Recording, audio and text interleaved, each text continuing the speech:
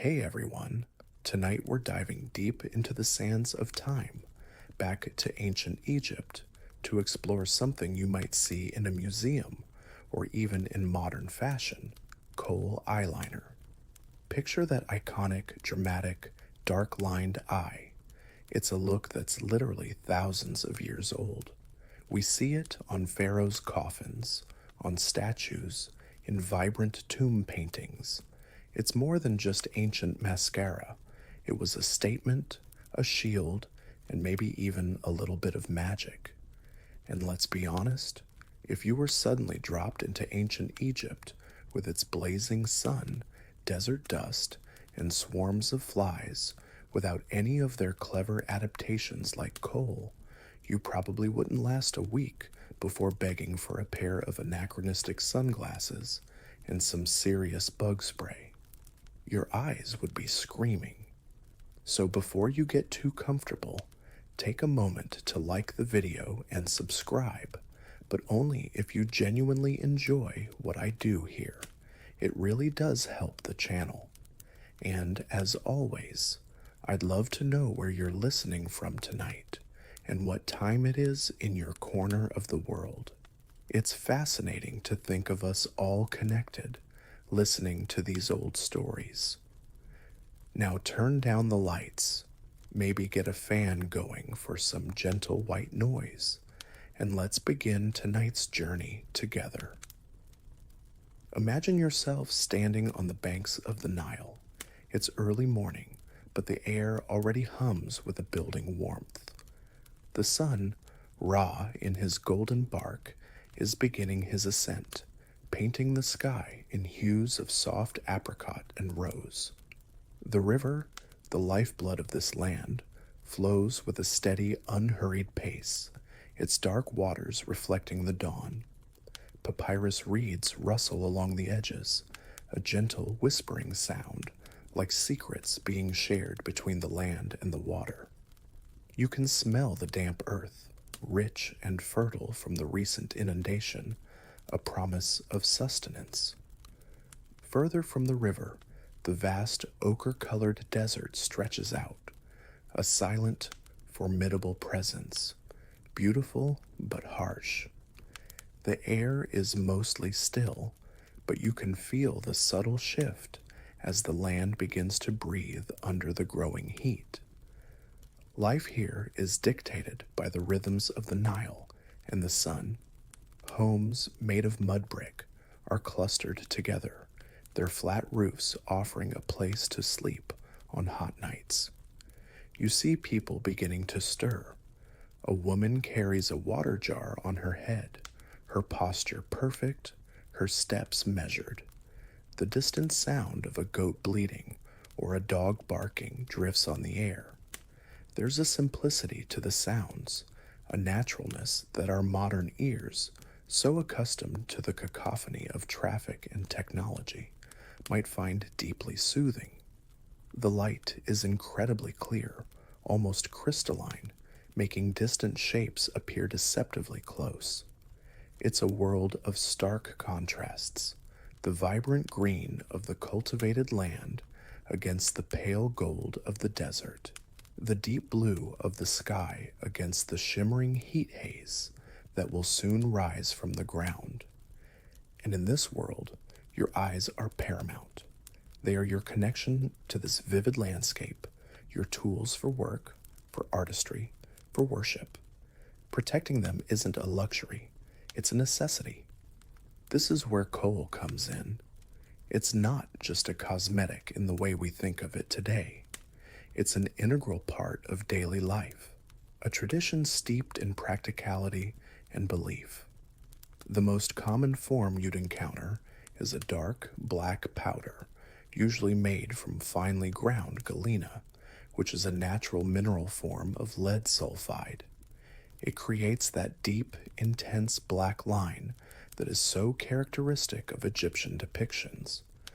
But there was also green coal, made from malachite, a green copper carbonate mineral. Imagine the artistry. Some might wear black on the upper lid, green on the lower, or mix them. The coal would be stored in small, often beautifully decorated pots or tubes made of stone, faience, wood, or ivory. You'd have a special applicator, a thin stick, perhaps made of wood, bone, or bronze, to carefully apply the powder. Think about the first time you, as an ancient Egyptian, might have kohl applied. Perhaps as a child, your mother gently holds your face, her fingers cool against your skin. She dips the applicator into the pot, taps off the excess, and then, with a practiced hand, draws a line around your eye. It might feel a little strange at first, this dark powder defining your gaze, but you see it on everyone: your father, your mother, your older siblings. Even the statues of the gods have their eyes outlined. It's normal. It's part of who you are. One of the most immediate, practical reasons for this universal fashion is the sun. That brilliant Egyptian sun we were just imagining. It's relentless.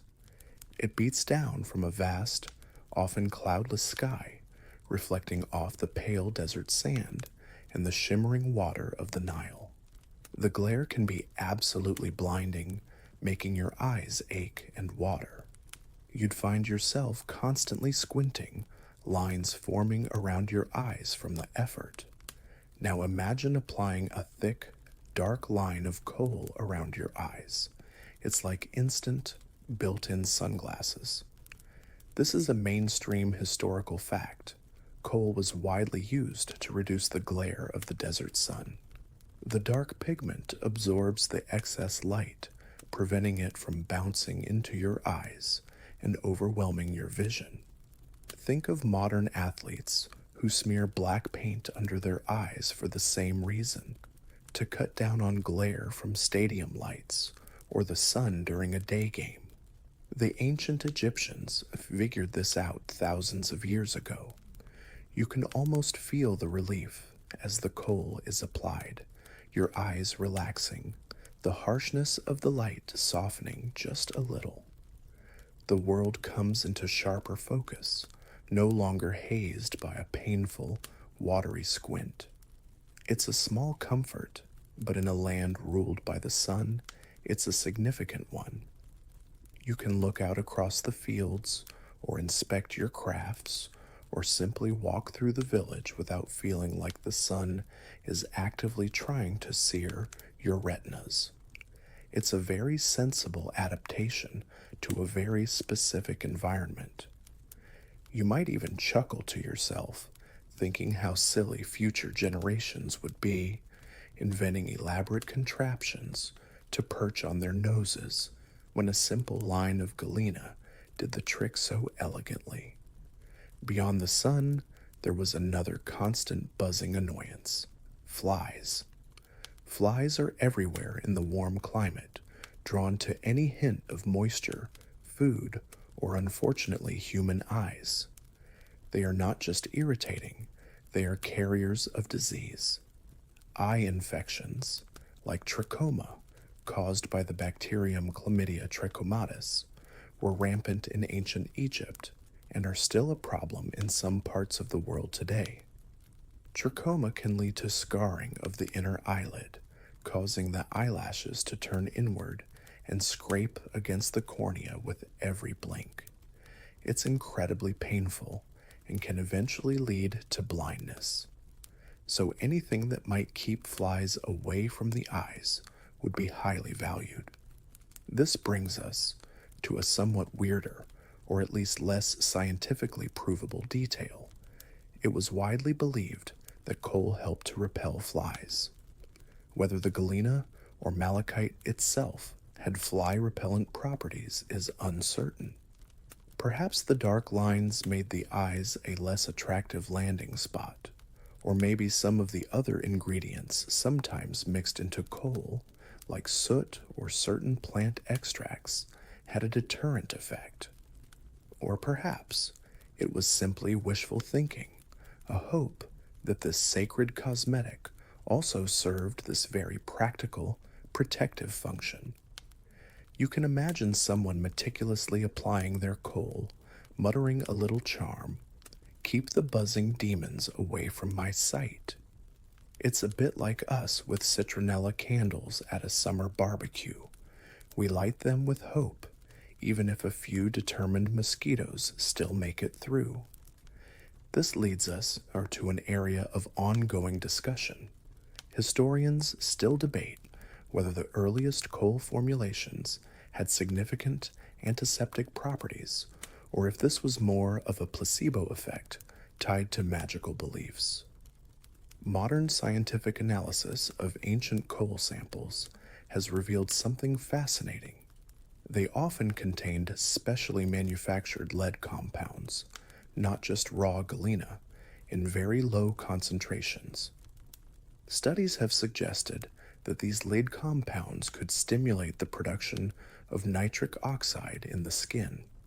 Nitric oxide is known to boost the immune system and can help fight off bacterial infections. So it's possible that the Kohl, when applied, prompted the body to produce more of its own natural defenses around the eyes, thereby offering some protection against infections. If true, this wasn't a direct killing of bacteria by the Kohl itself, but an enhancement of the body's own immune response. It's a subtle but brilliant piece of accidental, or perhaps observational, medical chemistry. However, the long-term effects of applying lead compounds to the skin are, of course, a concern from a modern perspective. But in a world where eye infections could easily lead to blindness, and where the average lifespan was much shorter, the immediate benefits might have outweighed unknown long-term risks. Perhaps the magic wasn't just in the symbolism, but in a very real, if not fully understood, biochemical reaction. You might ponder this, feeling the smooth coolness of the Kohl around your eyes, wondering if it's the gods, or science, or a bit of both, keeping your vision clear. But Kohl wasn't just about practicalities like sun glare and fly-borne diseases. Oh no, it was also about beauty, status, and identity.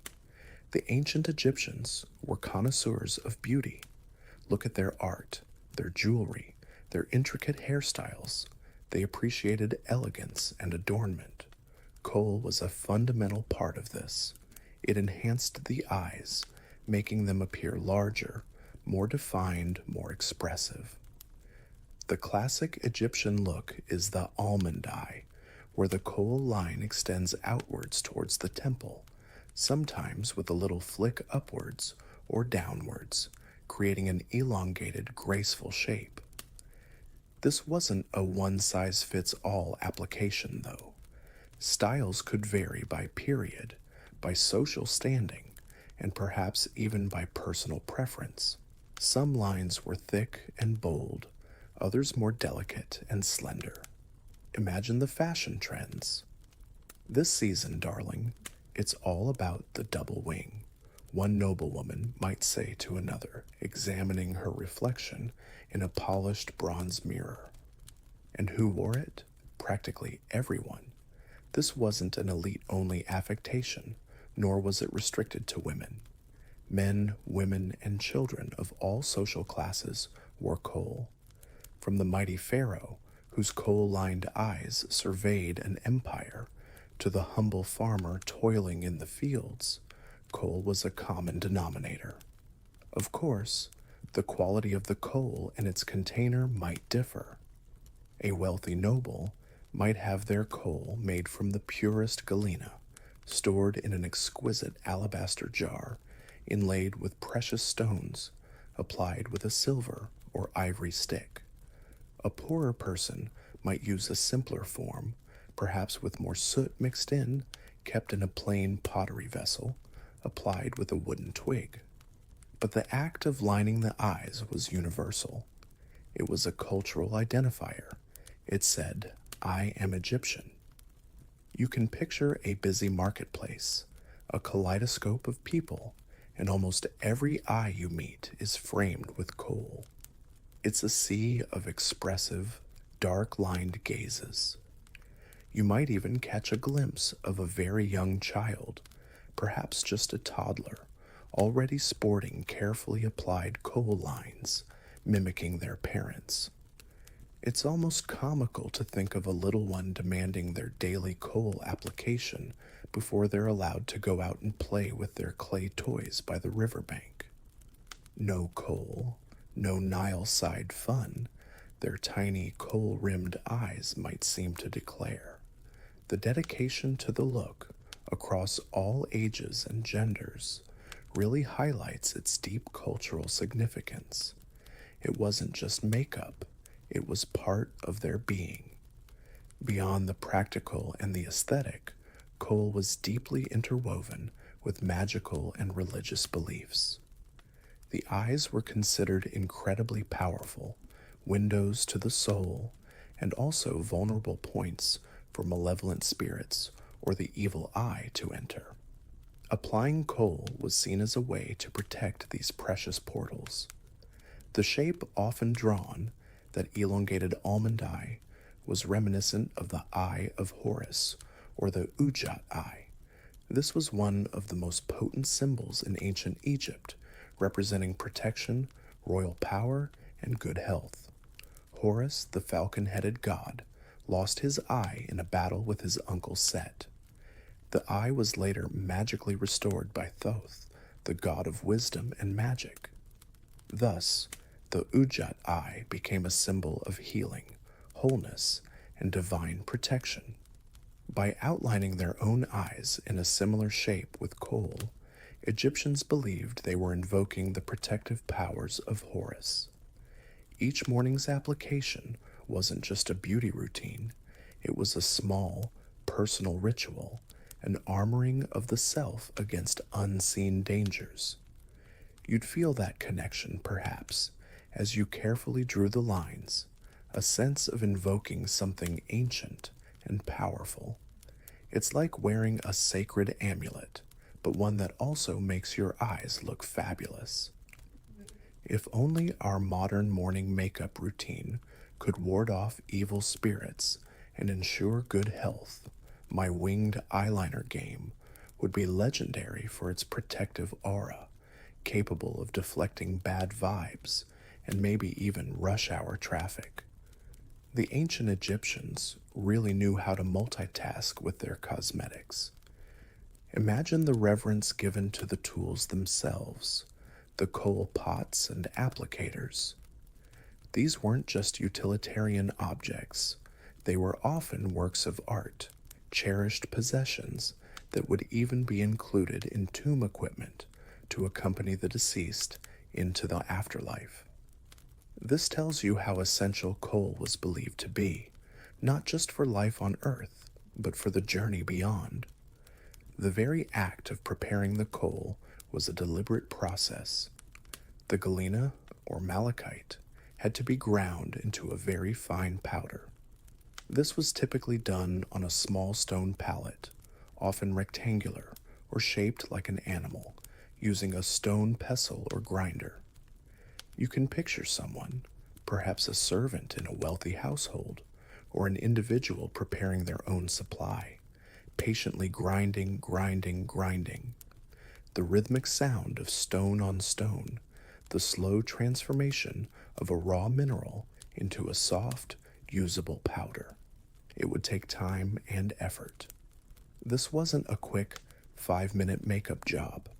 The effort involved underscores its importance. It wasn't something to be done carelessly. It was a ritual in itself, a mindful preparation before the act of application.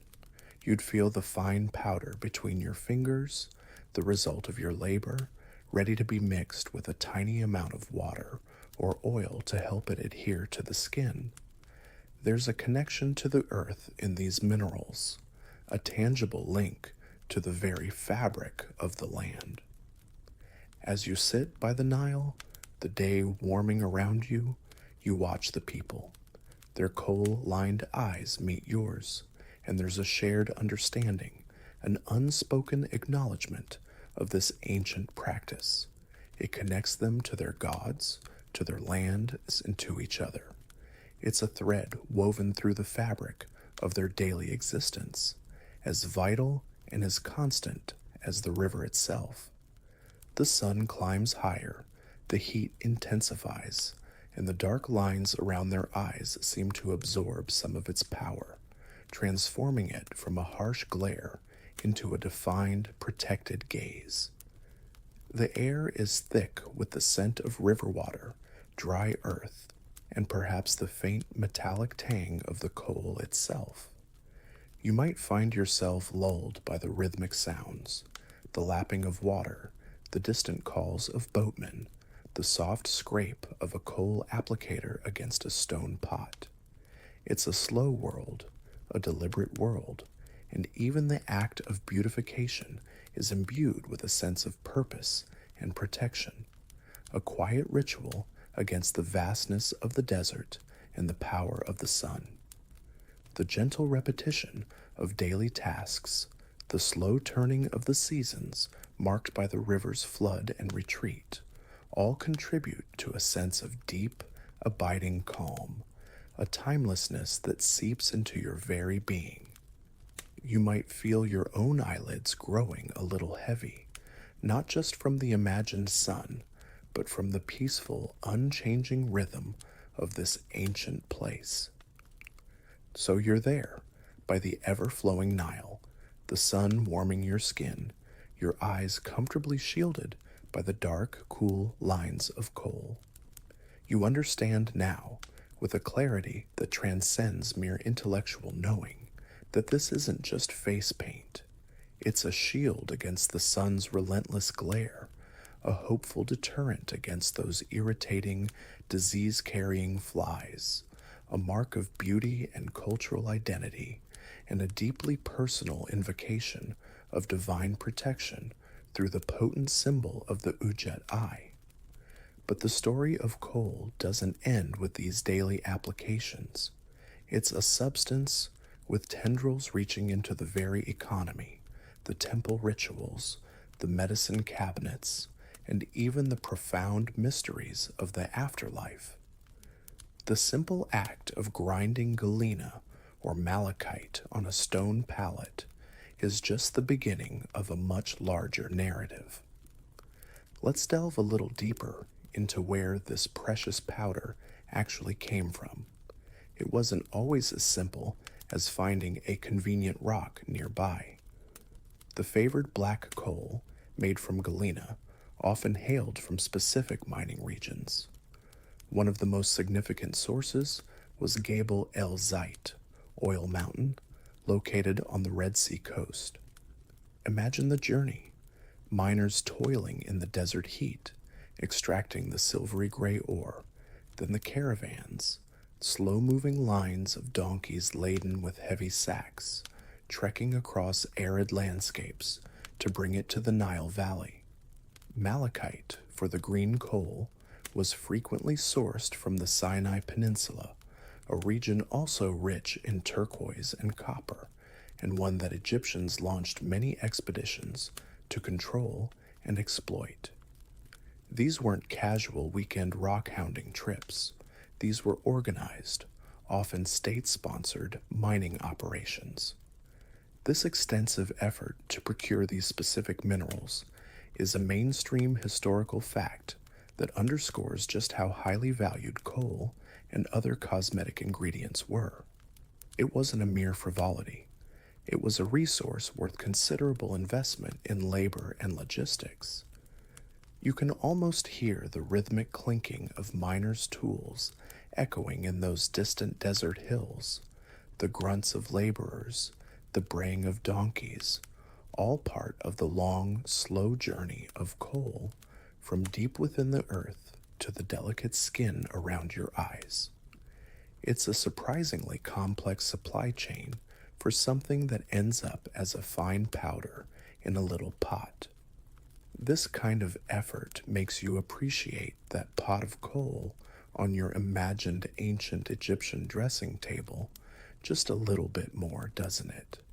It's not just a cosmetic, it's a product of considerable human endeavor. Once the raw materials arrived, specialized artisans would often take over, not just in preparing the coal itself, but in crafting the containers and applicators. We've touched on the coal pots. These could be simple clay vessels for everyday folk, but for those who could afford it, the artistry was astounding. Graceful tubes of polished ivory, containers carved from deep blue lapis lazuli or vibrant turquoise, intricate faience pots glazed in shades of blue-green that mimicked the precious stones.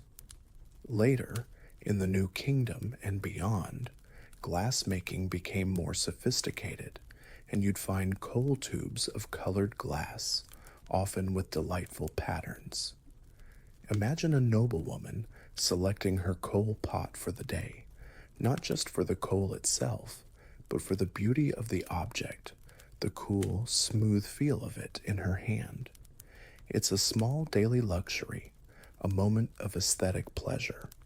The applicators, too, varied from simple wooden sticks to more elaborate ones made of bronze, silver, or even gold, sometimes with a tiny spoon at one end for scooping and a rounded tip for smooth application. Holding one of these, you'd feel a connection to the artist who crafted it, their skill evident in its balance and form. It's a far cry from a plastic mascara wand, though admittedly, our modern versions are perhaps a tad more convenient than worrying about your precious ivory coal stick rolling off the table and getting eaten by the cat. Though knowing Egyptian cats, they were probably too revered to dare such a thing.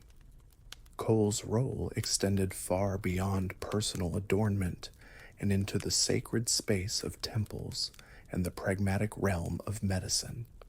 In the great temples, priests and priestesses, themselves adorned with coal, would also perform rituals that involved anointing the statues of the gods and goddesses. Imagine the cool, dim interior of a temple sanctuary, incense smoke coiling in the air, the only light filtering in from high, clear-story windows. A priest, robed in clean white linen, approaches the imposing statue of Horus or Hathor. With great reverence, they would apply fresh coal to the eyes of the deity, perhaps reciting prayers or incantations. This act was more than just touching up the makeup of a statue. It was about ritually opening and empowering the eyes of the god, allowing the deity to see and interact with the world of the living, to receive offerings, and to extend their divine protection. It was a vital part of maintaining the connection between the human and divine realms. You can almost feel the hushed sanctity of that moment, the weight of tradition, the belief that these stone eyes could indeed gaze out with divine power. And then there's the medicine. Ancient Egyptian medical texts, like the famous Eber's Papyrus, which dates to around 1550 BCE, but contains knowledge from much earlier periods, are filled with remedies for all sorts of ailments. And wouldn't you know it, coal or its ingredients appears in many prescriptions, particularly for eye complaints. These weren't just for making your eyes look pretty when you were feeling under the weather. Galena, lead sulfide, and malachite, copper carbonate, were listed as components in treatments for infections, irritations, and even to improve vision or treat cataracts, though the efficacy for the latter is highly questionable. Now, this is where things can get a bit unusual. This is a weird or marginal detail that always makes me chuckle. Some of these ancient medical recipes combined coal with a rather startling array of other ingredients. For an eye ailment, a physician might prescribe a poultice or eye paint containing galena mixed with honey, which has known antibacterial properties, so that's sensible, but also perhaps with things like bat's blood, crocodile dung, or the ground up leg of a particular insect. You try to picture your ancient Egyptian self suffering from an eye infection. The doctor, a grave looking priest perhaps, consults his papyrus scroll and says, yes, a touch of kohl, some honey, and for best results, just a smidgen of, well, let's just call it Nile reptile byproduct. Your ophthalmologist today might prescribe some antibiotic eye drops. The Egyptian physician might suggest kohl with a dash of powdered frog. Slightly different approach to healing, wouldn't you say?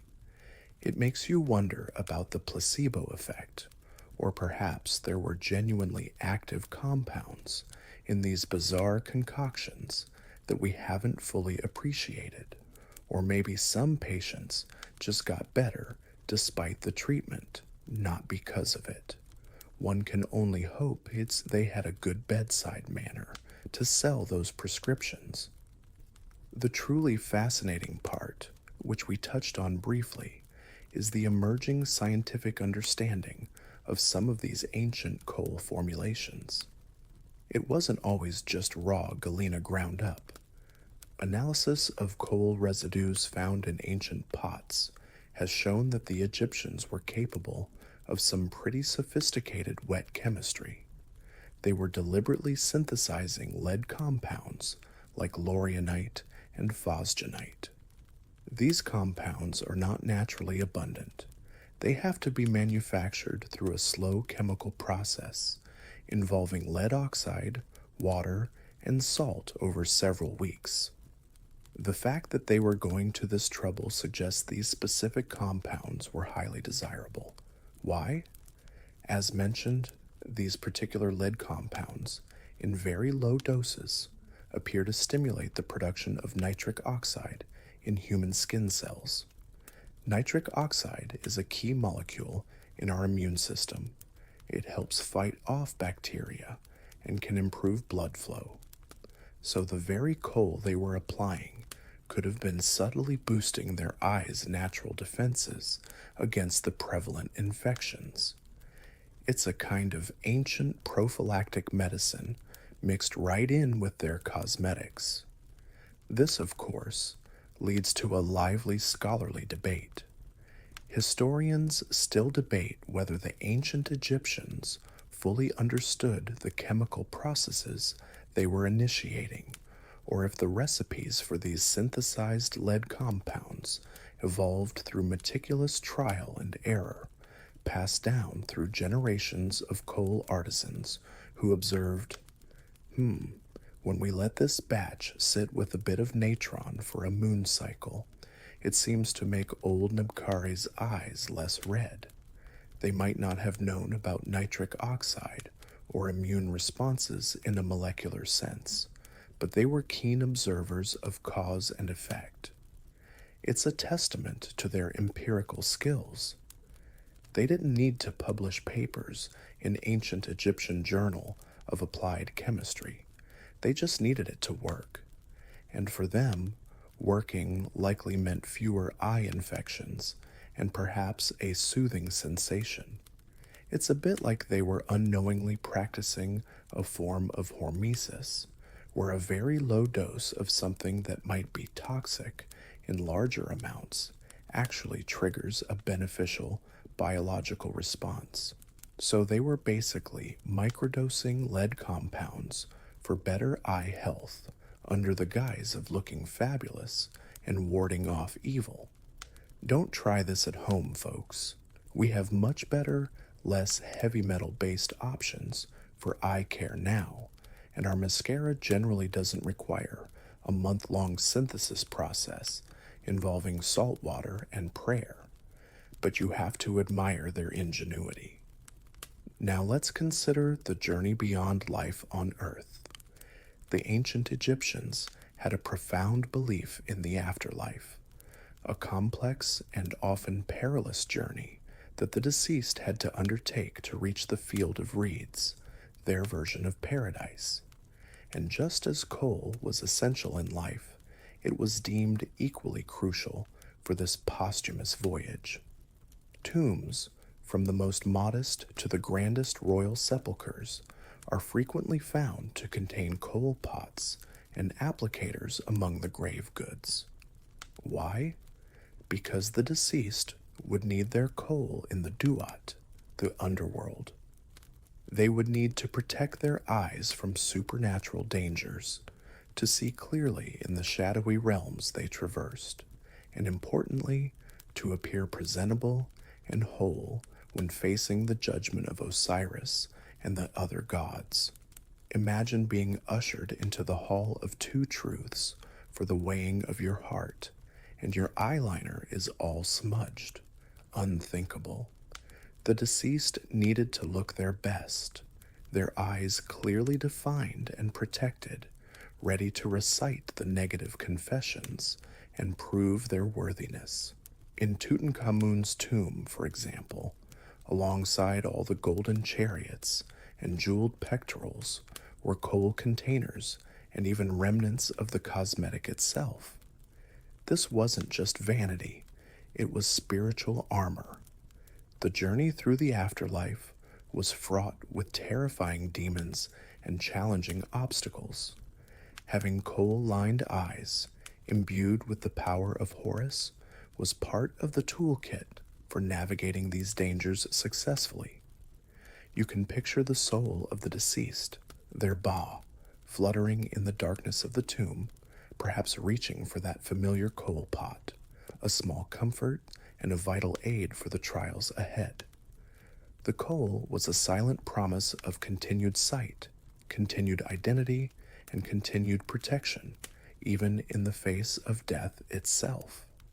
It's a poignant thought, this desire to carry something so earthly, so tied to daily life, into the vast unknown of eternity. It speaks volumes about how deeply coal was integrated into their worldview, blurring the lines between the mundane and the magical, the living and the dead. It's almost as if they thought, well, I don't know what's out there, but I'm definitely taking my eyeliner. A sentiment many can probably relate to, even today, when facing a particularly daunting Monday morning. Over the many centuries of ancient Egyptian civilization, from the early dynastic period right through the Old, Middle, and New Kingdoms, and into the Ptolemaic and Roman eras, the tradition of wearing coal remained remarkably constant. While the specific styles of application might have subtly evolved, perhaps a thicker, bolder line was fashionable in one dynasty, while a more elongated, delicate flick became popular in another, the fundamental practice endured. You might see slight variations in the shape of the coal line in artwork from different periods. For instance, Old Kingdom depictions often show a simpler, thicker line, while New Kingdom art, like that from the Amarna period under Akhenaten and Nefertiti, sometimes showcases a more stylized, elongated, and even double-lined effect, reflecting the artistic innovations of that era. Imagine ancient Egyptian fashion commentators. This season, my dears, the severe Old Kingdom block eye is simply passé. For a truly contemporary look, one must embrace the graceful Theban sweep, perhaps with a hint of lapis lazuli shadow on the upper lid. And whatever you do, don't be caught dead or undead without perfectly matched coal containers. There would have also been influences from neighboring cultures, especially in later periods. Egypt was a crossroads, interacting through trade and conquest with Nubia to the south, Libya to the west, and the civilizations of the Near East. These interactions undoubtedly led to exchanges of cosmetic practices and materials. Nubian cultures, for instance, also had a strong tradition of eye paint. As foreigners were integrated into Egyptian society, or as Egyptians adopted foreign fashions, a practice as old as time, New ingredients or styles might have been incorporated. Yet through all these shifts and external influences, the core concept of kohl as a protective, beautifying, and spiritually significant adornment remained deeply embedded in Egyptian identity. It was a testament to its profound utility and its powerful symbolism. It wasn't just a fleeting trend, it was a cornerstone of their culture for millennia. You, an observer in this ancient land, see it as more than just a dark powder. It's a silent language, speaking of health, status, belief, and an unbroken connection to ancestors who lived and died by the rhythms of the same river, under the gaze of the same eternal sun, their eyes all framed with the same timeless kohl. The gentle breeze carries the scent of lotus flowers from a nearby pool, and you feel a profound sense of peace, a connection to this enduring human story, all whispered in the dark lines around an ancient eye. The light begins to soften as the afternoon wears on, and the kohl still feels cool and protective, a familiar comfort in an ancient, fascinating world. You are now deeply immersed in this ancient Egyptian world, your senses attuned to the sights, sounds, and even the subtle scent of kohl that seems to perfume the air around you. You've journeyed from the practicalities of sun protection and fly deterrence, through the realms of fashion and status, into the sacred spaces of temples and the intimate rituals of personal magic, and even touched upon the sophisticated, if perhaps accidental, science embedded in those little pots of precious powder. The story of kohl, however, doesn't stay neatly confined within the borders of the Blackland Kemet, as the Egyptians called their fertile home, like the Nile itself, which flows out to meet the Great Green, the Mediterranean Sea. The influence of kohl, this captivating practice of eye adornment, rippled outwards, touching shores far beyond Egypt.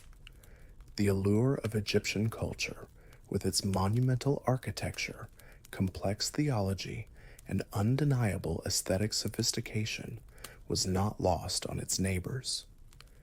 As trade routes developed, crisscrossing the deserts and seas, kohl, along with linen, papyrus, and gold, became one of Egypt's subtle cultural exports.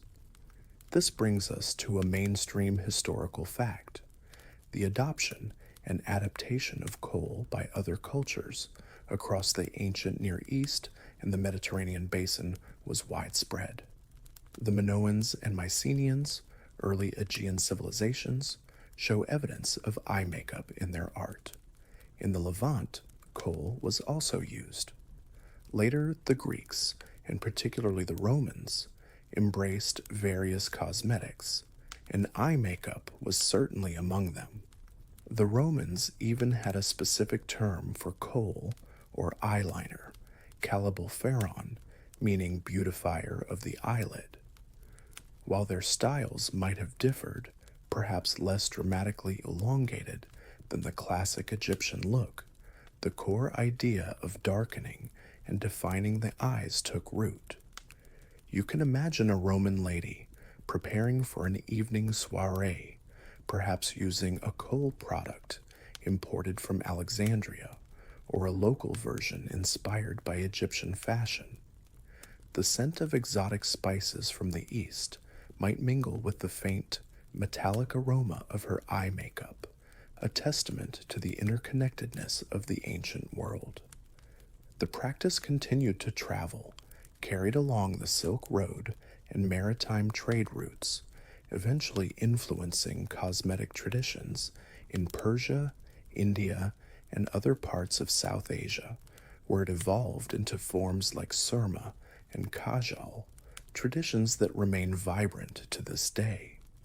It's like a whisper from the pharaohs, carried on the desert wind, beautifying eyes across continents and centuries. But what happened in the West? As the Roman Empire declined and new cultural and religious norms took hold in Europe, the overt use of cosmetics like Kohl sometimes waned or was viewed with suspicion. Throughout the Middle Ages and the Renaissance, while adornment certainly didn't disappear, the dramatic, dark lined Egyptian eye wasn't the prevailing fashion. It receded into the realm of the exotic other, something associated with distant lands or ancient history, not part of everyday European life. Then came waves of rediscovery. Napoleon's Egyptian campaign at the turn of the 19th century brought back a wealth of artifacts and detailed descriptions of ancient Egyptian monuments and life, sparking a surge of Egyptomania in European art, architecture, and design. Suddenly, sphinxes, obelisks, and lotus motifs were all the rage, and with this fascination came a renewed interest in Egyptian aesthetics, including their distinctive eye makeup. This interest exploded exponentially in the early 20th century, particularly after Howard Carter's sensational discovery of Tutankhamun's largely intact tomb in 1922. The treasures of the boy king, including his iconic golden death mask with its inlaid kohl-lined eyes, captivated the world. Suddenly, every flapper in the Roaring Twenties wanted eyes like Cleopatra, or at least like Theda Bara, the silent film star famous for her vampish, heavily kohl-eyed portrayals of exotic seductresses like Cleopatra and Salome. The kohl-rimmed eye became a symbol of daring, mystery, and a connection to an glamorous, ancient past. It was a dramatic shift, bringing what was once a daily functional item for an ancient civilization onto the silver screen and into the fashionable salons of London, Paris, and New York. You can almost picture the frantic rush for the darkest eyeliners, women practicing that sultry, pharaonic gaze in their mirrors, hoping to channel a bit of that Nile Valley mystique. The ancient Egyptians probably would have been amused, and perhaps a little smug, to see their millennia-old beauty staple making such a global comeback. What's truly remarkable is that while the West was rediscovering coal, its use never really faded in many parts of North Africa, the Middle East, and South Asia. It remained, and still remains, a living tradition. In these cultures, coal, often known as kajal or surma, is not just a cosmetic for adults. It's often applied to the eyes of infants and children. This practice is frequently tied to beliefs about its protective qualities, not just against the sun or flies, but also against the evil eye, a malevolent gaze believed to cause misfortune or harm. The dark coal is thought to deflect such negativity. This echoes those ancient Egyptian beliefs about the protective power of the Ujat eye, doesn't it? It's a fascinating continuity of thought across thousands of years. This brings us to a rather weird, or let's say, sensorially interesting detail about some traditional coal preparations still used today.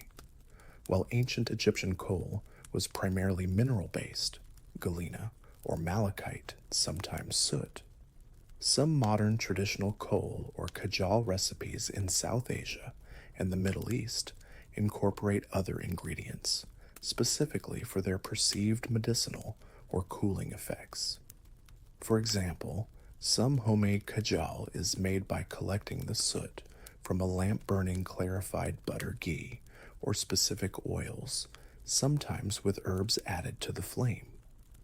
Other traditional coal products might include ingredients like camphor or menthol, which provide a distinct cooling, tingling sensation when applied to the waterline of the eye. This is believed to be refreshing and to help keep the eyes clear. Imagine that, an eyeliner that also feels like a tiny spa treatment for your eyeballs. It's a far cry from just a pigment, it's an experience. Some traditions even involve burning almonds or specific medicinal herbs and collecting the soot, believing these ingredients impart their beneficial properties to the coal. It's like the world's oldest beauty hack that just refuses to quit, constantly being adapted and infused with local botanical wisdom. Your great great great, add about 50 more greats for good measure. Egyptian grandmother, meticulously grinding her galena, would probably nod in approval at this enduring dedication to eye care and adornment, even if she might raise an eyebrow at the camphor. A bit bracing, dear, she might murmur. Now, it's important to address some modern realities and misconceptions. There's a common idea that all ancient coal was dangerously lead-based. While it's true that galena is lead sulfide, and the synthesized laurionite and phosgenite were also lead compounds, not all ancient eye makeup was necessarily lead-heavy. Soot-based coal from lamp black was also used and wouldn't have carried the same lead risk. Malachite, the green pigment, is a copper carbonate.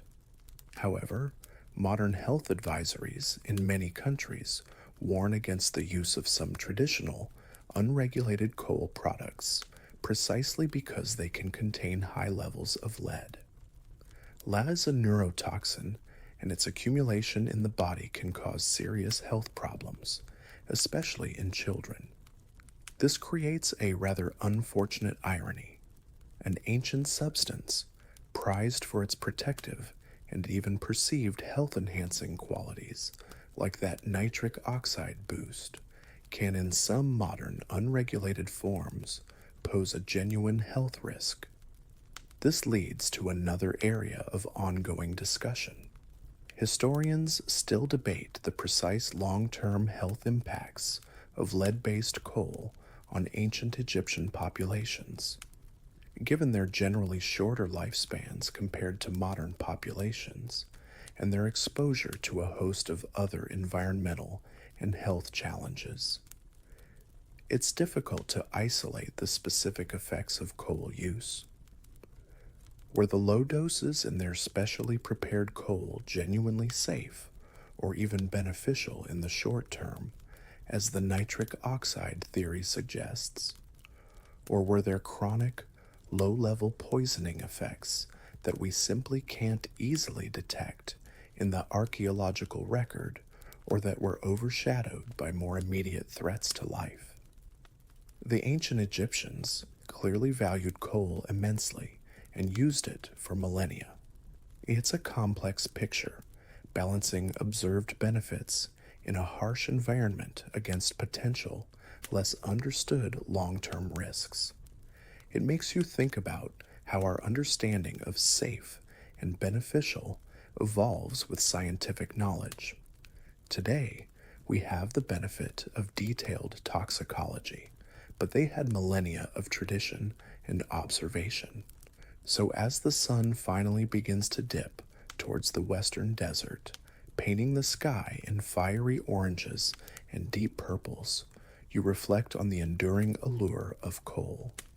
Why has this simple act of darkening the eyes persisted across so many cultures for so many thousands of years?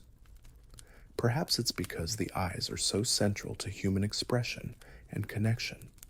They are, as they say, the windows to the soul. Enhancing them, drawing attention to them, has a primal power. Kohl can make the eyes appear larger, more intense, more mysterious, more captivating. It frames our gaze, the very tool with which we meet the world and connect with others. There's a certain magic in that transformation, a ritual that connects us not just to our own reflection, but to a vast lineage of humans who have performed similar rituals for countless generations. You feel the gentle evening breeze, cooler now, rustling the papyrus reeds. The sounds of the village are softer, families gathering, the day's work done. The coal around your eyes, applied so many hours ago, still feels like a subtle, protective veil. It's a connection to this ancient land, to its ingenious people, and to their deep understanding of beauty, practicality, and the sacred. So next time you, in your modern world, pick up an eyeliner pencil or a pot of gel liner and carefully define your eyes, take a moment. Remember that you're not just putting on makeup. You're participating in an ancient tradition. You're channeling thousands of years of history, of artistry, of ritual, of surprisingly advanced chemistry, and perhaps even a little bit of magic. No pressure, of course. Just get that wing even on both sides. The ancient Egyptians would expect nothing less. As the first stars begin to prick the darkening velvet of the sky, you feel a sense of completion, of a story told. The journey with Kohl, from the banks of the Nile to the modern day, has been a long and fascinating one. It's a story of adaptation, of beauty, of belief, a testament to human ingenuity and our enduring desire to adorn, protect, and express ourselves. The air grows still, and a profound quiet settles over the land, broken only by the chirping of crickets and the distant hoot of an owl. The day is done. Now, as the last light fades from the sky and the world around you softens into shadow, allow yourself to drift. Let the gentle rhythm of your breathing guide you. Feel the coolness of the night air, the quiet hum of the world settling down for sleep. The stories of ancient Egypt, the coal-lined eyes, the flowing Nile, all begin to merge into a peaceful, hazy landscape in your mind. There's nothing more to do, nothing more to see, just the gentle invitation to rest. The day's thoughts and worries can recede now, like the tide gently pulling away from the shore, leaving behind only smooth, calm sand. Imagine that ancient starlit sky, vast and serene, holding a million silent stories. You are safe, you are comfortable, and you are ready for a deep and restorative sleep. The lingering image of those ancient eyes, so carefully outlined, fades into a soft, comforting darkness. All the efforts of the day, both yours and those of the ancient Egyptians, are complete. It's time for rest, for rejuvenation, for the quiet magic of dreams. Hey everyone, tonight we're venturing back to the golden sands and majestic Nile of ancient Egypt, but we're focusing on a figure who truly broke the mold, or perhaps skillfully reshaped it to her will. We're talking about Hatshepsut, the woman who ruled not just as a powerful queen, but as a full-fledged king, a pharaoh, complete with the symbolic false beard. Imagine the most powerful CEO you can think of today, commanding an empire, and then transport that image about 3,500 years into the past, into a society where leadership at that level was almost exclusively male. It's a story of ambition, divine pronouncements, and some seriously impressive image management. And let's be real, if you were suddenly thrust into that 18th dynasty royal court, trying to navigate the intricate politics, the theological justifications, and the sheer audacity required for such a move, you probably wouldn't survive the first committee meeting on an updated Sphinx design, let alone 2 decades on the throne. So before you get too comfortable, take a moment to like the video and subscribe, but only if you genuinely enjoy what I do here. Your support truly helps keep these historical deep dives going. And as always, I'd love to hear where you're tuning in from tonight and what time it is in your part of the world. It's always a quiet thrill to know we're all sharing this moment. Now turn down the lights, maybe get a fan going for some gentle white noise, and let's begin tonight's journey together.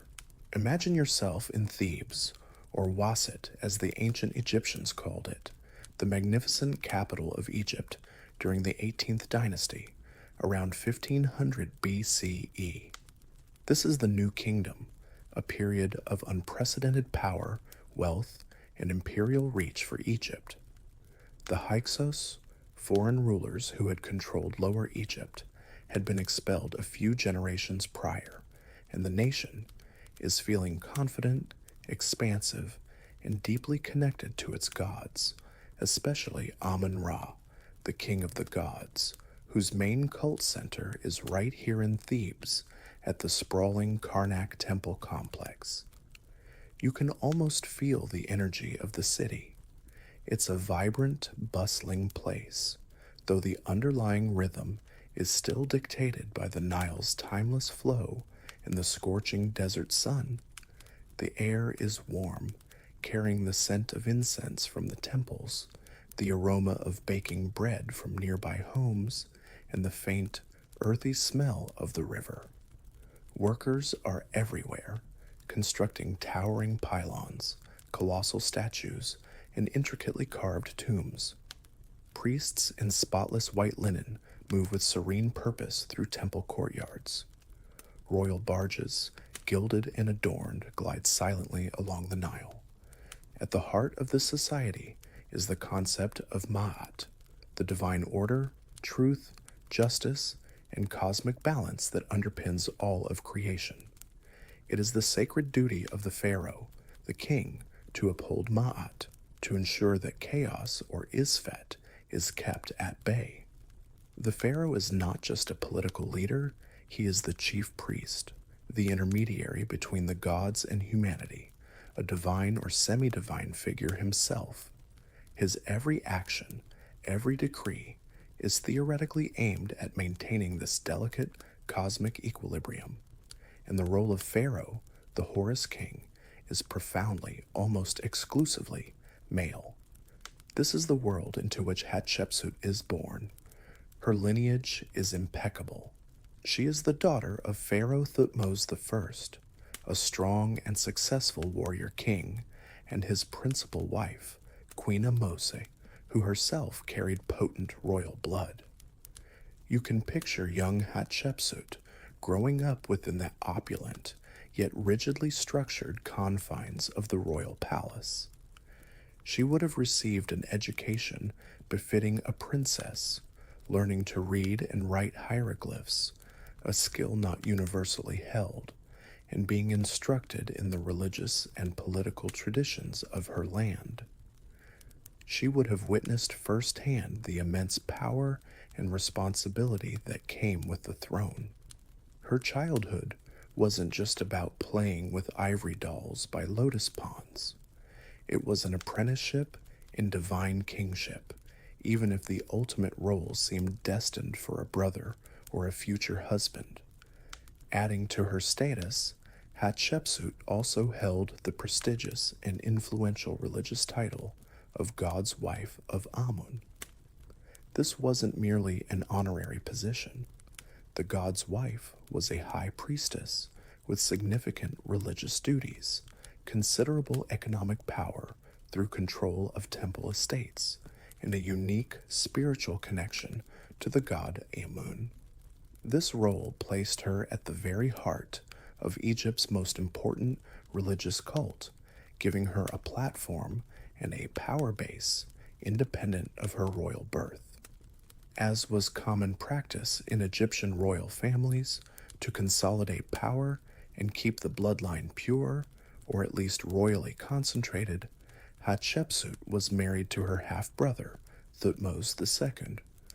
He ascended to the throne after their father, Thutmose I, passed away. You can try to imagine those royal family dinners, the air thick with protocol and perhaps unspoken ambitions. Do pass the roasted Nile perch, dear brother husband, you can almost hear her saying, her mind perhaps already navigating the complex currents of the court. And tell me, how are the tribute payments from Nubia progressing this season? Their marriage wasn't necessarily a love match in our modern sense, but a strategic alliance, a dynastic imperative. Thutmose II's reign, however, proved to be relatively short and not particularly remarkable.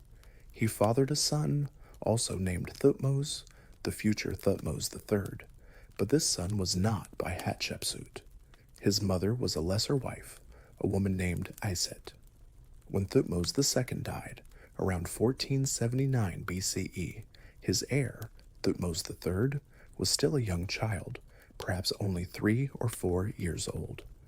This situation wasn't entirely unusual, and so, as was often the case, the widowed queen, Hatshepsut, stepped in to act as regent for her young stepson-nephew. This is a mainstream historical fact. It was an established and accepted practice for a queen mother or a principal queen like Hatshepsut to rule on behalf of an underage king. As regent, she would manage the affairs of state, guide the young pharaoh, and ensure the smooth running of the kingdom until he came of age. For a few years, this is precisely what Hatshepsut did. The country remained stable, the administration functioned.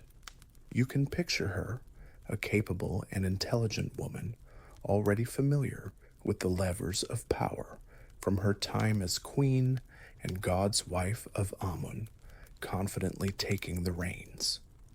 No one at this point probably batted an eye. It was business as usual for the Egyptian monarchy. But then, something extraordinary happened. Around the 7th year of young Thutmose III's reign, when he would have been perhaps 10 or 11, Hatshepsut made a move that was anything but business as usual. She didn't just continue as regent, she had herself crowned as king, taking on the full 5-fold titulary, the complete set of names and titles traditionally held only by a male pharaoh. She became, in effect, co-ruler with Thutmose III, but very much the senior king. This was an audacious, almost revolutionary act. The entire ideology of Egyptian kingship was steeped in male imagery and mythology. The king was Horus, son of Isis and Osiris. The king was the potent bull, siring the next generation. How could a woman fit into this deeply ingrained patriarchal framework? It's like going from being the highly respected interim CEO, expertly managing the company while the young heir apparent is still in boarding school, to suddenly announcing, actually, I am the CEO now, and in fact, the board of directors, who happen to be divine, have just issued a memo confirming it was their plan all along. The sheer nerve is quite breathtaking. How did she manage such a feat?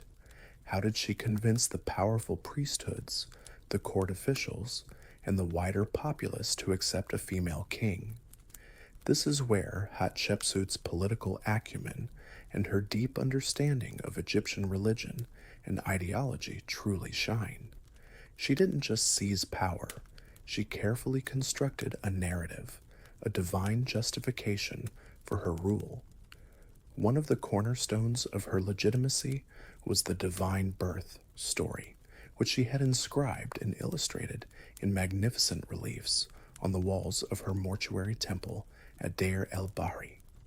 In this narrative, the god Amun-Ra himself takes the form of her father, Thutmose III, and visits Queen Ahmose.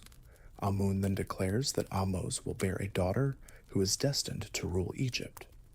She shall exercise the excellent priesthood in this whole land, Amun proclaims. My soul is hers, my bounty is hers, my crown is hers, that she may rule the two lands. This was a powerful claim. Her kingship was not an accident of circumstance, but a divinely ordained destiny from before her birth. Furthermore, she emphasized her direct royal bloodline as the daughter of Thutmose the Thermers and a queen of impeccable lineage, implying her claim was stronger, or at least more direct, than that of her young stepson, whose mother was a secondary wife. Oracles from Amun were also proclaimed, confirming her right to rule. It was a master class in political theology. With this divine mandate established, Hatshepsut then began to adopt the visual language of kingship. This is where things get particularly fascinating, and where we encounter a rather weird, or at least highly unusual detail in royal iconography. Initially, in some of her earlier depictions as ruler, she is shown with a female form, but wearing some of the kingly regalia. However, over time, her official image in statues and reliefs gradually transformed. She began to be depicted with a fully male physique, broad shoulders, narrow hips, no breasts, and wearing all the traditional symbols of a male pharaoh. The shendi kilt, the various crowns like the Neem's headdress, the Kepresh or blue crown, and, most strikingly, the false beard, that curious chin strap-on symbol of pharaonic authority. Imagine seeing these statues for the first time. Here is a ruler identified by name as Hatshepsut, a female name, yet portrayed as a male king. It wasn't about denying her biological sex. Everyone knew she was a woman. Rather, it was about fulfilling the requirements of the office of king. The kingship itself was an inherently male concept in Egyptian ideology, and so, to be king, she had to be depicted as a king in the established manner. It was a way of fitting herself into the existing iconography and legitimizing her rule within that traditional framework. Interestingly, in some inscriptions accompanying these male images, the pronouns used are feminine, or sometimes a mixture, as if the scribes themselves were navigating this unique situation. That's one heck of a power suit she's adopted, you might think, observing a colossal granite statue of Hatshepsut as a male sphinx. Does this false beard make my decrees look absolute? Apparently, yes. The ultimate duty of any pharaoh was the maintenance of Ma'at, that divine order and cosmic balance. For a female king, this was perhaps an even more critical aspect of her reign. Any disruption, any perceived deviation from tradition could be interpreted as a threat to Ma'at. Therefore, Hatshepsut's propaganda and her actual policies consistently emphasized her commitment to upholding Ma'at. Her reign was characterized not by aggressive military expansion, though she did maintain Egypt's borders and quell some minor rebellions, but by peace, prosperity, extensive building programs, and a restoration of traditions that she claimed had been neglected. She presented herself as a pious ruler, dedicated to the gods, especially Amun-Ra, her divine father. She was showing Egypt and the gods that a female king could indeed ensure stability and uphold the divine order, perhaps even better than some male predecessors. This leads to an ongoing scholarly debate. Historians still debate whether Hatshepsut's assumption of full pharaonic power was a carefully planned, lifelong ambition, a strategic move she had been working towards from her youth, or if it was a more gradual evolution, a response to the political circumstances of the time, perhaps a concern that her own position or the stability of Egypt might be threatened if she remained merely a regent for a young, potentially malleable king. Was it pure ambition or a pragmatic decision to safeguard the nation and her own influence.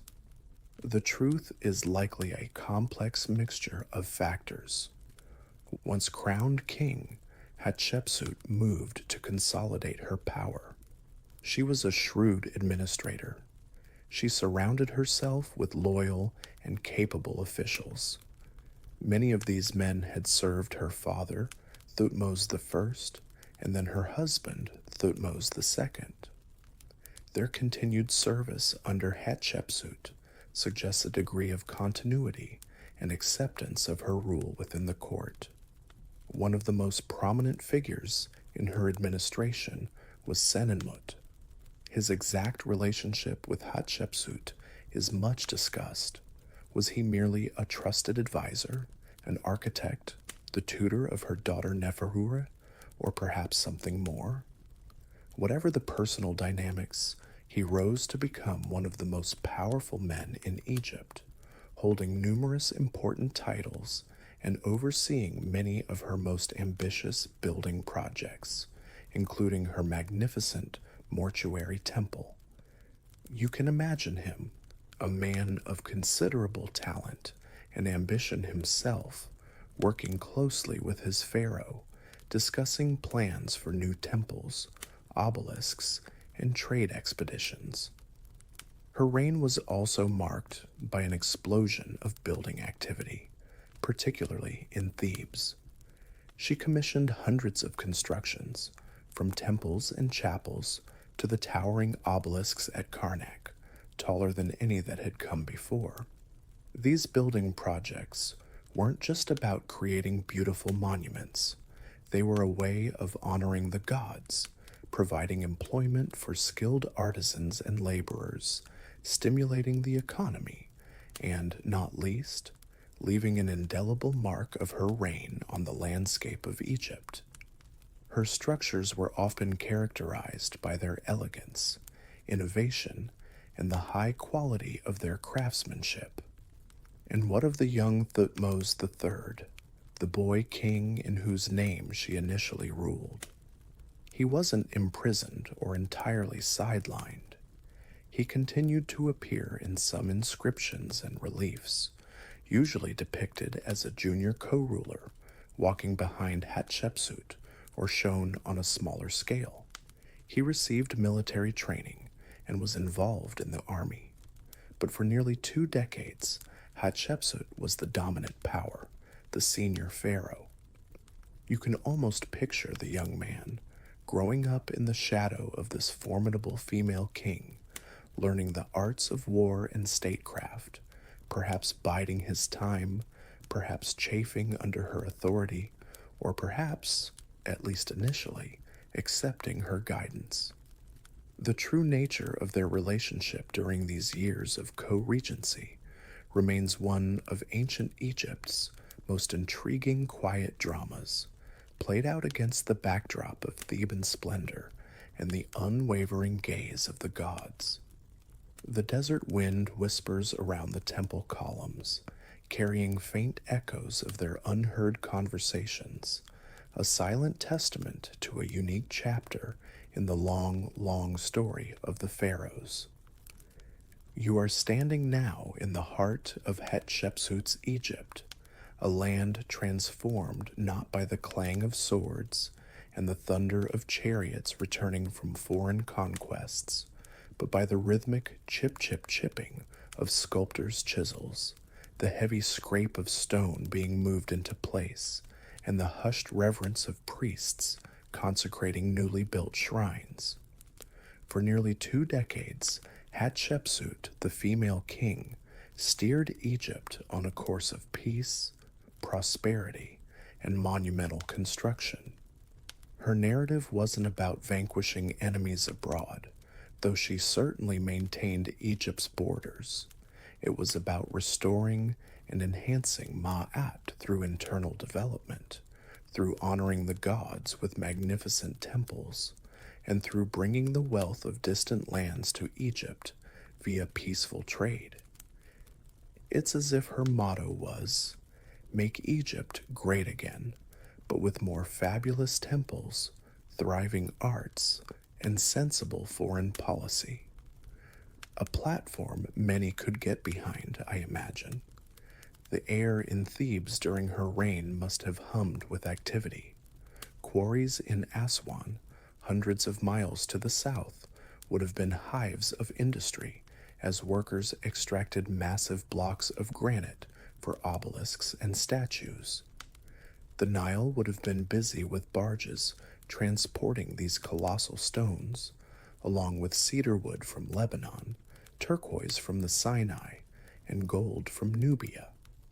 You can almost smell the cedar sawdust mingling with the scent of sacred incense wafting from the ever-expanding temple of Karnak, and hear the distant chanting of priests, a constant soundtrack to this era of devotional building. This was a pharaoh who understood that power wasn't just projected through military might, but also through the enduring majesty of stone and the visible piety of her works. And the crowning jewel of her building program, the monument that perhaps best encapsulates her vision and her unique reign, is her mortuary temple at Deir el-Bahri. Its ancient name was Djeser Djeseru, meaning holiest of holy places, or splendor of splendors, and it truly is. Imagine yourself approaching it from across the Nile. Nestled against the sheer, sun-baked limestone cliffs of the Theban Plateau, the temple rises in a series of 3 broad colonnaded terraces, connected by sweeping ramps. Its design is breathtakingly modern, even to our eyes, a harmonious blend of architecture and landscape. It's unlike any other temple in Egypt, a testament to the innovative spirit of her reign, and likely the genius of her chief architect and overseer, Senenmut. Picture the brilliant white of the Tura limestone colonnades gleaming against the warm ochre of the cliffs, perhaps with gardens of fragrant incense trees and cooling pools on the lower terraces. You can almost hear the gentle desert breeze whispering through the pillars. This wasn't her tomb. Her actual tomb, KV-20, is a deep, rather stark affair in the Valley of the Kings, shared, perhaps uncomfortably, with her father Thutmose III. Djeser Djeseru was a temple dedicated to her ongoing mortuary cult, ensuring her perpetual remembrance and sustenance in the afterlife. But it was also a sanctuary for the god Amun-Ra, whose statue would visit from Karnak during the beautiful feast of the valley, and for other deities like Anubis and Hathor. As you ascend those wide ramps, you find the walls of the colonnades covered in exquisitely carved and painted reliefs. These aren't just decorative, they are a visual narrative of her reign, a carefully constructed biography in stone. Here, you see the famous scenes of her divine birth, where Amun-Ra takes the form of her father to impregnate Queen Amos, thus legitimizing Hatshepsut's claim to the throne as the god's chosen successor. Further on, you encounter vivid depictions of the transportation of her massive obelisks from Aswan to Karnak, a feat of engineering that still boggles the mind. And then, perhaps most famously, there are the reliefs detailing her expedition to the distant and semi-mythical land of Punt. This is a mainstream historical fact of great significance. These reliefs provide a detailed pictorial record of a major peaceful trade mission, a highlight of her reign. Imagine Senenmut, her trusted architect, presenting the initial designs for Djeser Djeseru. "So, Your Majesty," he might have said, gesturing towards a papyrus sketch. "It's rather like a terraced luxury spa retreat, but for your eternal soul, and naturally, for Amun when he visits from Karnak. With very user-friendly ramps, of course. Accessibility is key, even for deities. Let's linger on that expedition to Punt, for it speaks volumes about Hatshepsut's approach to foreign relations and her desire to enrich Egypt. Punt, often referred to as God's land, was a source of highly prized exotic goods, particularly incense like myrrhs and frankincense, which were essential for temple rituals. Its exact location is still debated, but it was likely somewhere on the coast of the Horn of Africa, perhaps modern-day Eritrea or Somalia. The reliefs at Deir el-Bahri show a fleet of 5 large Egyptian ships, complete with sails and oarsmen, setting out on the Red Sea. You can almost feel the excitement, and perhaps a little trepidation, of the sailors as they embarked on this long voyage to a little-known land. The scenes depict their arrival in Punt, the strange stilt houses of the Puntites, their ruler King Perehu, and his notably large Queen Eti, and the lush, exotic landscape. The Egyptians are shown offering trade goods, beads, weapons, tools. And then the triumphant return, the ships laden with the treasures of Punt.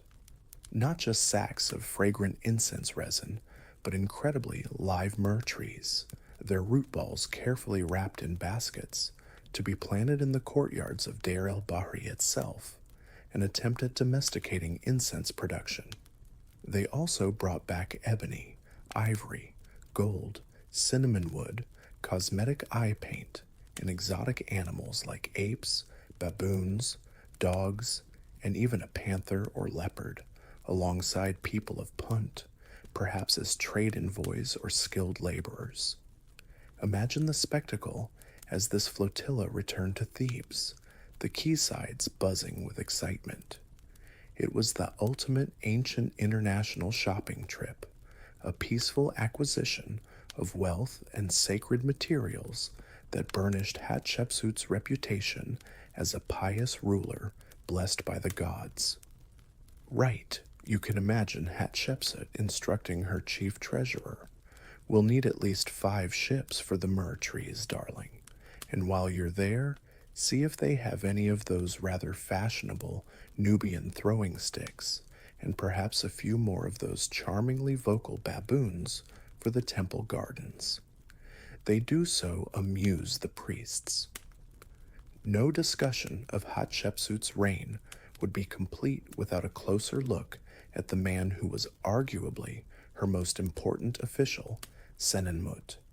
He was a man of non-royal birth who rose to extraordinary prominence under Hatshepsut, holding a plethora of impressive titles: steward of Amun, overseer of the royal works, overseer of the granaries of Amun, tutor to the Princess Neferure, Hatshepsut's daughter, and many more.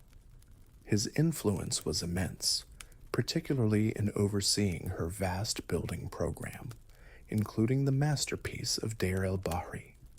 He clearly had her complete trust and confidence.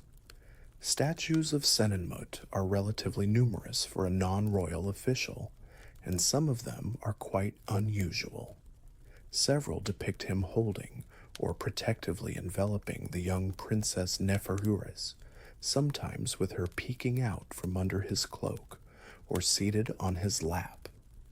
These are tender, almost paternal images, highly unconventional for the formal art of the time.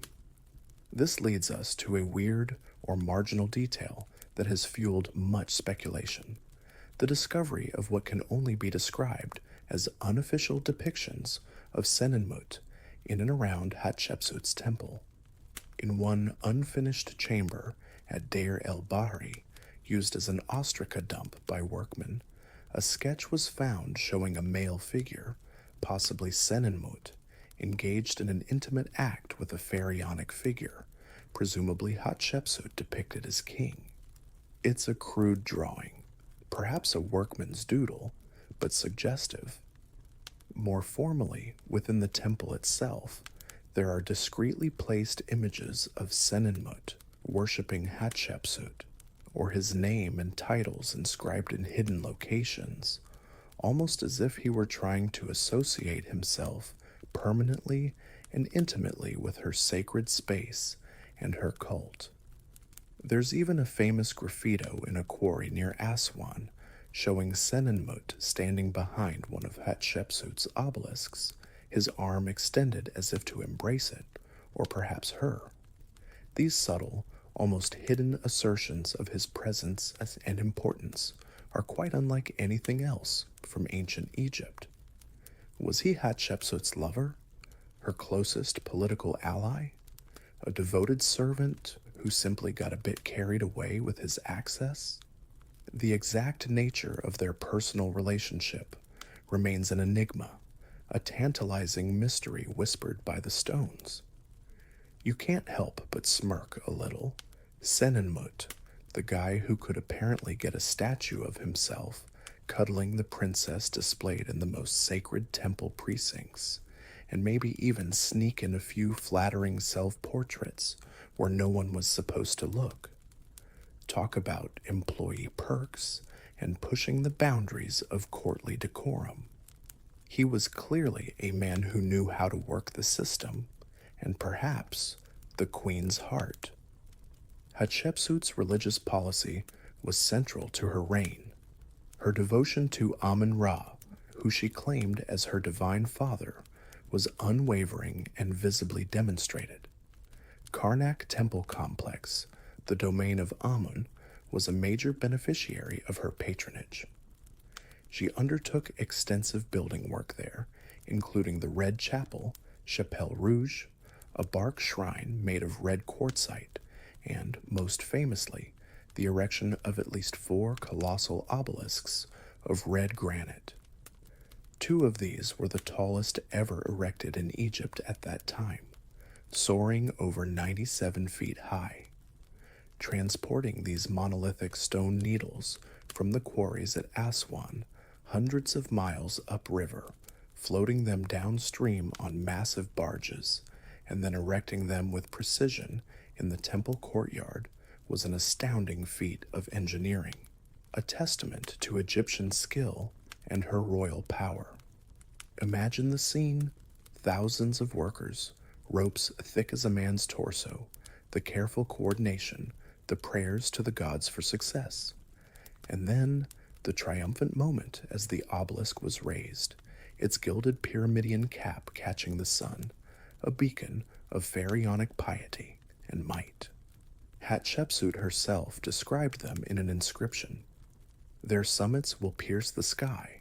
They will illuminate the 2 lands like the sun disk. She even had a Hebsed festival, or jubilee, celebrated. Traditionally, this was held after 30 years of a king's rule to magically rejuvenate his powers, but Hatshepsut celebrated hers around her 16th year as king, perhaps another move to reinforce her pharaonic status and divine favor. She also skillfully adapted the traditional Sphinx imagery for herself, sometimes depicted as a classic male lion body with her royal head, other times with a more feminine face, but still embodying the power and protection of the Sphinx. Throughout all this, the question of Thutmose III, her co-regent and eventual successor, looms in the background. What was his role during these 2 decades of Hatshepsut's dominance? This leads us to another area where historians still debate. Historians still debate the exact nature of the co-regency with Thutmose III during the height of her power. Was he a resentful subordinate, seething in the background as his stepmother aunt ruled in his stead? Was he a willing, if junior, partner, perhaps focusing on military matters while she handled domestic and religious policy? Or was he simply biding his time, learning from her under her formidable and no doubt carefully watchful authority? Inscriptions show him present, but usually in a secondary role. He led some military campaigns in his youth, suggesting he wasn't entirely idle. But the reins of power, the grand pronouncements, the major building projects. These were all Hatshepsut's. You can try to imagine the complex dynamic between them. The seasoned female king, secure in her divine mandate, and the young, vigorous warrior, perhaps eager to make his own mark. It must have been a delicate balance, a political tightrope walk for both of them. The quiet tension in the palace corridors, the unspoken words, the carefully observed protocols. It's the stuff of historical dramas. So, what was life like for the average Egyptian, you might wonder, living under the reign of this remarkable female pharaoh? For many, it was likely a period of relative peace and stability. Her focus on internal development, trade, and extensive building projects would have meant employment for thousands: stonemasons, artists, scribes, boatmen, farmers supplying the workforce. The wealth brought in from trade expeditions, like the one to Punt, might have trickled down, stimulating the economy. The visible piety of her reign, her constant honoring of the gods and restoration of their temples, would have reassured people that Maat was being upheld, that the cosmic order was secure. You can picture a family of artisans in Thebes, perhaps working on the reliefs at Deir el-Bahri, taking pride in their craftsmanship, their lives perhaps a little more secure, their bellies a little fuller, thanks to the ambitions and policies of their female king. They might gather in the evenings, the scent of their cooking fires mingling with the ever-present incense, telling stories, their children playing, feeling a sense of belonging to a land that was well-ordered and divinely favored. The great monuments rising around them were not just symbols of royal power, but also a source of communal pride and a tangible connection to the gods. The gentle lapping of the Nile against its banks, the rustle of palm trees, the distant sound of music from a festival, these would be the soothing sounds of an Egypt thriving under a king who chose prosperity over war, construction over conquest. It was, by all accounts, a golden age, albeit one presided over by a figure who defied all convention. The sun sets over the Theban hills, casting long shadows from Hatshepsut's obelisks, and a sense of deep, peaceful order settles over the land, a testament to the woman who dared to rule as king. You find yourself standing in the quiet twilight of a remarkable reign. For over 2 decades, Hatshepsut, the female king, has guided Egypt with a steady hand, her authority stamped in stone across the land, her legacy one of peace, ambitious construction, and prosperous trade. The incense from Punt still seems to linger in the temple courtyards. The gleam of her obelisks still pierces the Theban sky. But no reign, not even that of a divinely ordained pharaoh, lasts forever. The Nile continues its timeless flow, and the cycle of life, death, and succession is as inevitable as the rising sun. Hatshepsut died around the 21st or 22nd year of her rule, likely sometime in her late 40s or early 50s, probably from natural causes, perhaps complications from diabetes or bone cancer, as some modern analyses of her presumed mummy have suggested. Imagine the atmosphere in Thebes as news of her passing spread.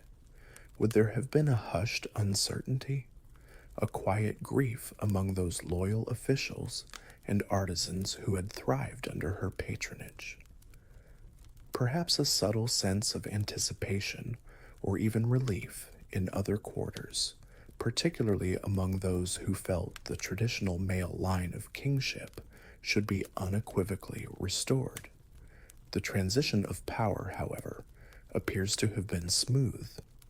Thutmose III, her co-regent, the young man who had grown into a capable military leader in her shadow, now stepped forward to rule Egypt alone in his own right. There were no immediate upheavals, no civil strife. He was, after all, the designated heir, the son of a king. Hatshepsut was given a pharaoh's burial, laid to rest in her tomb Kepha 520 in the Valley of the Kings, initially intended for her father and then expanded for her. For a time, it seemed her legacy, however unconventional, would be respected. But history, and especially history written by succeeding rulers, has a way of being revised. For nearly 2 decades after Hatshepsut's death, Thutmose III ruled as a dynamic and highly successful pharaoh, often called the Napoleon of Egypt, for his extensive military campaigns that expanded Egypt's empire to its greatest extent. He was a warrior king, a stark contrast to Hatshepsut's peaceful reign. And then, late in his own long reign, perhaps some 20 years or more after Hatshepsut had passed from the scene, a systematic campaign began to erase her from the historical record. This is a mainstream historical fact of profound significance. The proscription of Hatshepsut was not an immediate act of vengeance upon her death, but a calculated, deliberate policy enacted much later. Her statues were smashed, dragged from her temples, and often buried in pits. Ironically, this act of destruction is what preserved many of them for modern archaeologists to find, like the famous cache discovered at Deir el-Bahri. Her cartouches, those oval rings containing her royal names, were meticulously chiseled off temple walls and monuments, often replaced with the names of her father, Thutmose I, her husband Thutmose II, or Thutmose III himself. Her image as king was systematically removed or recarved. It was an attempt to rewrite history, to make it appear as if her reign had never happened, or as if the kingship had passed directly from Thutmose II to Thutmose III in an unbroken male line. Why this delayed, methodical erasure? The motivations are complex and still debated. Was it personal animosity from Thutmose III, a long-simmering resentment finally unleashed? Perhaps, but the delay makes this less certain. More likely, it was a political decision aimed at legitimizing his own son's succession and reinforcing the traditional patriarchal model of kingship. By removing the precedent of a successful female pharaoh, he might have been trying to prevent other powerful royal women from aspiring to the throne in the future, ensuring that Ma'at, as he and his advisors interpreted it, was firmly re-established with a male lineage. It's the ultimate ancient unfriending and rewriting of the official family tree. Sorry, Aunt Hatshepsut, you can almost hear the royal decree implicitly stating, your extraordinary tenure no longer aligns with our dynastic branding strategy. We'll just edit you out of the group photos. For centuries, this official erasure was largely successful. Hatshepsut became a shadowy, almost forgotten figure, her name missing from later king lists, her magnificent monuments often attributed to others. But history, like the Nile, has a way of eventually revealing what has been submerged. The modern rediscovery of Hatshepsut is a fascinating detective story in itself. In the 19th and early 20th centuries, as Egyptology blossomed, scholars began to encounter puzzling evidence. Inscriptions where a king's name had clearly been erased, statues of a pharaoh with strangely delicate features beneath the kingly regalia, and feminine grammatical forms used in texts referring to a king. Early Egyptologists like Jean-François Champollion, the decipherer of hieroglyphs, were perplexed. Slowly, meticulously, scholars like Edouard Naville, who excavated Deir el-Bahri in the 1890s, and later Herbert Winlock, working for the Metropolitan Museum of Art in the 1920s and 30s, began to piece together the clues. Winlock's discovery of the Hatshepsut hole at Deir el-Bahri, a pit filled with thousands of smashed fragments of her statues, was a pivotal moment. It was like finding a deliberately shattered puzzle, which, when painstakingly reassembled, revealed the full scope of her royal imagery and the determined effort to destroy it. Imagine the archaeologists brushing dust from a fragment of a granite face. Hold on a moment, one might say to another. We've found dozens of statues of this king, but look here, the cartouche is clearly Hatshepsut. And is that a rather subtle hint of a female form under the Shendit kilt, even with the false beard? Well, this certainly complicates the official narrative. Plot twist indeed, courtesy of ancient politics and modern archaeology. So what is Hatshepsut's true legacy beyond the attempted erasure? Her reign, despite its unconventional nature, was undeniably a period of peace, artistic flourishing, and architectural innovation for Egypt. She left behind some of the most beautiful and elegant monuments the ancient world has ever seen. Her trade expeditions, like the one to Punt, enriched Egypt not just materially, but culturally. She was a master builder, a capable administrator, and a ruler who clearly understood the power of ideology and imagery.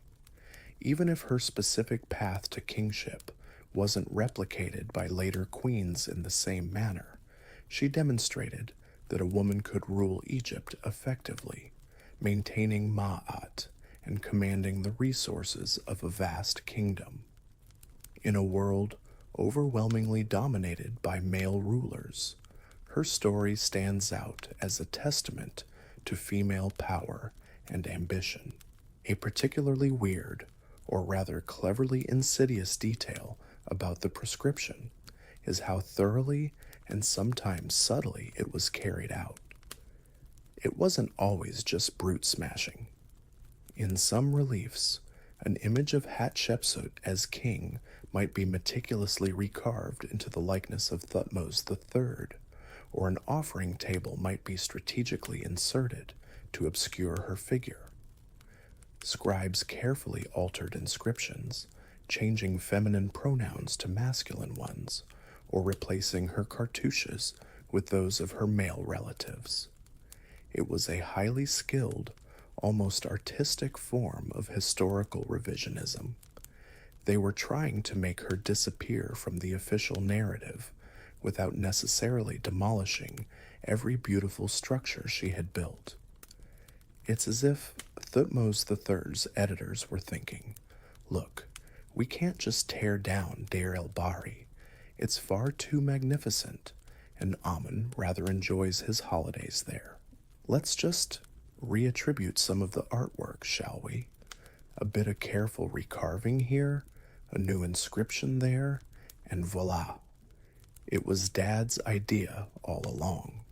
This meticulousness, this attempt to not just destroy but to rewrite, paradoxically left even more clues for modern scholars to unravel. The figure of Hatshepsut continues to provoke debate and inspire varied perceptions even today. Was she a ruthless usurper who cleverly manipulated religious ideology to seize power from her young stepson? Or was she a visionary leader who stepped in to provide strong, stable rule when Egypt needed it, acting in the country's best interests? How should we interpret her adoption of male pharaonic iconography? Was she an early feminist icon, boldly challenging patriarchal norms? Or was she a supreme pragmatist, understanding that to rule effectively within the deeply entrenched traditions of Egyptian kingship, She had to conform to its existing visual and ideological language, even if it meant appearing as a man. This leads to a classic point of scholarly contention. Historians still debate the extent to which Thutmose III's later prescription was driven by personal animosity towards Hatshepsut, a Freudian desire to obliterate a dominant mother figure, as some early theories suggested, versus a calculated political move to ensure traditional pharaonic succession and prevent any future ambitious royal women from citing her reign as a precedent. It's probably a bit of both, mixed with the complex human emotions and political calculations that have always driven history. Applying modern labels like feminist or usurper to ancient figures is always fraught with difficulty. Their world, their beliefs, and their constraints were so different from our own. Yet her story endures, resonating across the millennia. There's a profound irony in the fact that the very attempt to erase Hatshepsut from history is partly why she is so well known today. The smashed statues, the altered inscriptions, the empty cartouches, they all cry out for an explanation, drawing us into her story, making us want to uncover the truth of the woman who dared to be king. Her courage, her ambition, her intelligence, and her undeniable success as a ruler make her a compelling figure. She didn't just occupy the throne, she redefined it, if only for a time, leaving an indelible mark on the sands of Egypt. You can imagine her spirit, perhaps, still lingering in the elegant colonnades of Djeser, a quiet smile playing on her lips at the knowledge that despite every effort to silence her, her voice, her story, is once again being heard, admired, and debated around the world. As the stars begin to appear in the deep indigo sky over the Theban necropolis, you feel the immense weight and wonder of this ancient narrative. The story of Hatshepsut, the woman who became king, is a testament to the complexities of power, the resilience of memory, and the enduring human desire to leave a mark on the world. The cool desert air swirls gently around you, carrying the faintest echoes of chanting priests, the distant memory of bustling construction, and the silent, powerful presence of a pharaoh who defied convention and ruled an empire. Now, as the deep stillness of the desert night envelops you, let these ancient stories gently fade. Allow the image of Hatshepsut in all her kingly regalia to soften and blur, becoming part of the vast tapestry of history. The grand temples and towering obelisks recede into a peaceful darkness. There is nothing more to analyze, no more debates to consider, only the invitation to let go and drift into a deep, restful sleep. Feel the quiet calm of the Egyptian night, the immense peace of the star-strewn sky.